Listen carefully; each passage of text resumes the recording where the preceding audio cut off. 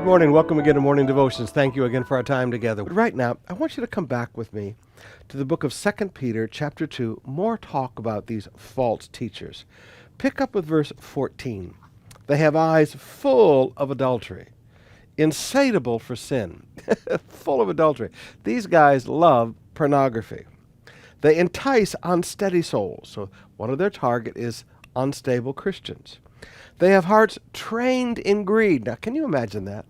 Instead of training your heart to love and training your heart in loyalty and training your heart in faithfulness, they've trained their hearts in greed. Forsaking the right way, they've gone astray and they've followed the way of Balaam.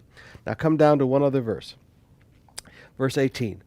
For speaking loud voice of folly, they entice by sensual passions of the flesh those who are barely escaping from those who live in error. They promise freedom, but they themselves are slaves to corruption. Now, I just want you to see two things here. False teachers are predators, and they go after two types of Christian: the unsteady or unstable, and the baby Christians, just coming out of sin, just coming out of the kingdom of darkness. They promise them all kinds of things, but just notice, these are the people they target. I remember walking into a building one day. It was a large room.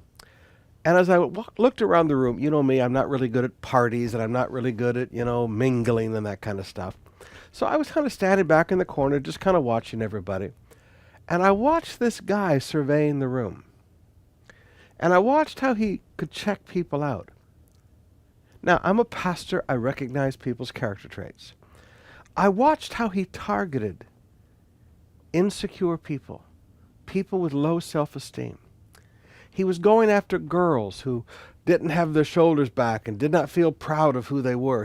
He was targeting these girls. And I thought, there's a predator. So when I saw what he was doing and who he was talking to, I walked up and introduced him. I said, I couldn't help noticing how you were going around targeting specific young ladies. He said, excuse me? And then he just turned and walked away.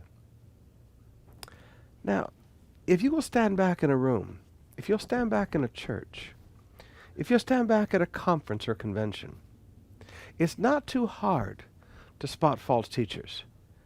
They target the unstable, unsteady believers, and they target the baby believers that are full of enthusiasm and want to learn, but they have no foundations. Learn to spot these guys and learn to insert yourself into places where they're working.